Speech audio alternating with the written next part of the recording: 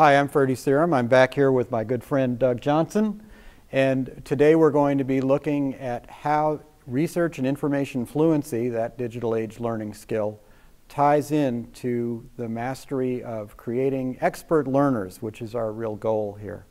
And so Doug, I'm really glad that you could join us.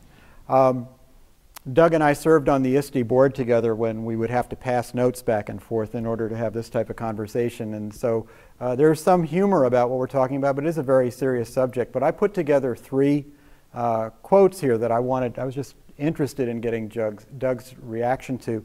And one is a quote that says, "The difference between a warehouse and a library is the librarian." So why don't we start there? What do you think about that, Doug? Well, libraries, of course, have probably gone more radical transformation in the last 20 years than any other segment of education, of course. For many years, libraries were warehouses, and we needed that when information was scarce and it was expensive. The whole economic concept behind libraries is it's cheaper to buy one book and share it than it is to buy a book for everybody.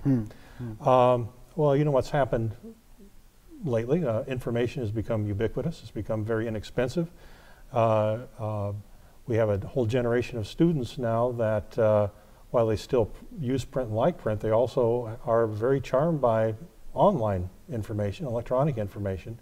So the question I think comes up for a lot of adults and kids both is why do we need a library if everything there is to know can be found if you do a Google search? Right. So the librarian is certainly one important factor in a current library. That person is the information expert, always has been. We've always been, I think, those people that can help others find and find information that they need to help them answer their questions or solve their problems. But now, of course, a part of the librarian's job is to do that in an electronic environment. And the electronic environment faces some different challenges than we had in the print environment, and we could talk about that in a little bit. So the other area which my friend Joyce Valenza talks about quite a lot, she says libraries really need to stop being the grocery store, which would be the warehouse, and start being the kitchen.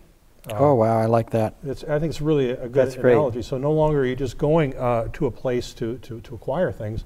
You're actually going to a place to acquire them and then make something out of them. And your best libraries today then have production labs, they have demonstration places, they have ways that kids can take that information, synthesize that information, and then report that back out to people either in person or electronically, of course. And the librarian has to be there to help guide that process. Now, from what I've seen in a variety of places, because I've worked everywhere from Newark, New Jersey to Princeton to Santa Fe to Pueblos. We heard you couldn't keep a job. I know, I just rotate right through them. Okay, moving target is a lot easier, a lot more longevity. You haven't risen to your level of incompetence yet, Ferdi. That's right, that's right. Okay. What I've found is that there's tremendous variety in terms of access to these professionals, that I'm sure some of our people that are taking this course are lucky enough to be in a place where they could find one of your colleagues and say, you know, I just heard Doug Johnson say we should be turning this from a warehouse or from a grocery store into a kitchen. And there are others where, as in some of the places I've seen, that they've eliminated the librarian. They now have a paraprofessional in there who sees their job as just being able to maintain the collection or check books in and out. What's the best strategy for an educator who's realized the power and the importance of information literacy and research, and yet may not have had any of that training and may not have access to a person nearby? What would be a good strategy for them to learn how to broaden their practice in that way? Well, I'd look for a school district that valued information literacy and valued some of the things that libraries represent. You know, after having worked in the field for almost 30 years now, what I found out is that there are schools that don't need libraries. And I say that because if you've got a school that they're textbook driven, everything you need to know can be reported back on a test.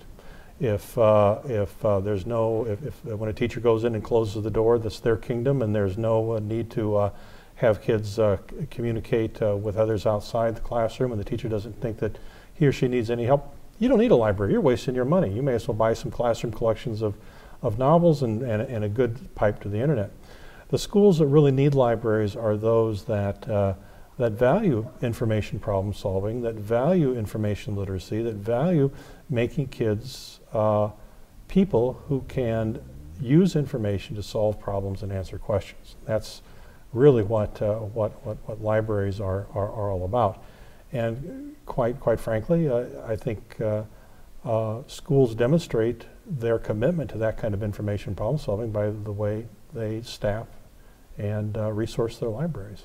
So one of the things we're going to ask you in the professional learning community is to identify yourself if you are a professional library media specialist who happens to be taking this course, and offer your advice as well within the community, because I think there are going to be folks that may not choose to be in those schools that don't need libraries, but are stuck there anyway because that's where they live and that's where their community is. Ultimately, our success of our country is going to require us investing in all of these things to make this possible. And so hopefully it's something we call a library. You know, and to be perfectly fair, I'm a library supporter. I call myself a librarian still, even though I'm really a technology director.